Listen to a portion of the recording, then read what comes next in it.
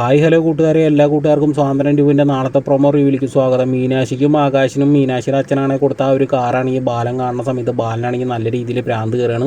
ബാലൻ പൂച്ചട്ടിയുടെ സൈഡിൽ നിന്ന് ഒരു ഇഷ്ടി കൊണ്ടുവന്നിട്ട് ആ ഒരു കാറിൻ്റെ ചില്ലൊക്കെ തല്ലി പൊട്ടിക്കാൻ വേണ്ടി നോക്കുന്ന സമയത്ത് ആര്യാണെങ്കിൽ ഓടി വന്നിട്ട് ബാലൻ്റെ കയ്യിൽ പിടിക്കണം. അച്ഛൻ എന്തേ കാണിക്കാൻ പോകണം? അച്ഛന് വല്ല ഭ്രാന്തുണ്ട്? എന്ത് പറ്റിയെന്ന് ചോദിക്കാൻ. എന്ത് പറ്റിയെന്ന് നിൻ്റെ ചേട്ടൻ ആകാശിനോട് വിളിച്ചു ചോദിക്കണമെന്ന് പറയുകയാണ്.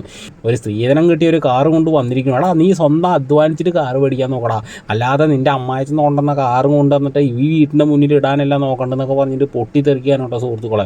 പിന്നീടാണെങ്കിൽ നമ്മുടെ മീനാക്ഷി അടുത്താണെങ്കിൽ ഗോമതി കുറേ ഉപദേശങ്ങളൊക്കെ കൊടുക്കുകയാണ്.